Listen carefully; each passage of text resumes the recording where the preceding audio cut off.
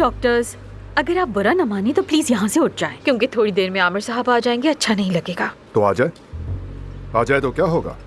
Aamir Aamir Aamir sir पर चढ़ा रखा है तुम लोगों ने इस आमिर को यार। तुम सब ऐसा करो, उसका एक बुत बनाकर नीले नीले लिबास पहनकर उसकी पूजा शुरू कर दो। मैं तुम्हें ये नहीं कह रहा कि मरीज मत लो, तुम मरीज लो, लेकिन इस तरह न लगे कि जैसे तुम पीछे से कोई चालाकी कर रहे हो। तुम्हें अंदाजा भी नहीं है कि बाद में किस तरह से मसला बनता है। इखलाकी तौर पर भी ये गलत है। मैं अखलाक से ही तो काम कर रहा हूँ, मेरे अखलाक में क्या कमी है बताओ?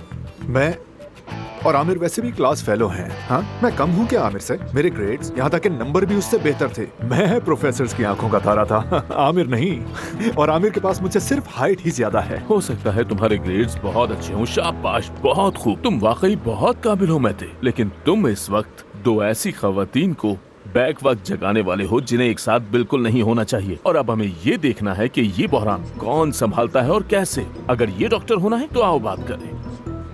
तुम क्यों इसमें टांग अड़ा रहे हो? तुम तो डॉक्टर भी नहीं हो। क्या हो रहा है ये?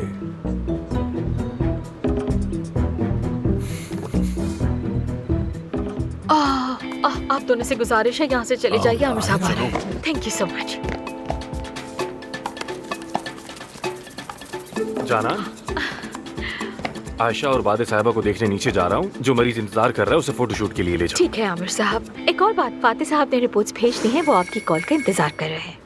ठीक है, जब आऊंगा तो देख लूंगा मैं। ओके, वो आपके भाई बार बार यहाँ कॉल कर रहे हैं, अर्जेंट की कोई बात करनी है, आपका इंतजार कर रहे हैं। करे। ठीक है फिर। आमिर साहब, आपको एक और अहम बात बतानी थी। एफसुन साहिबा मॉडर्न लाइफ गई हैं, शायद उन्हें पता चल जाए कि परवीन साहिबा इस्तांबुल में है। तो हो जाने दो जाना, एफसुन साहिबा यहाँ काफी दिनों से हैं। अब वो जाए और उसकी माँ आ जाए।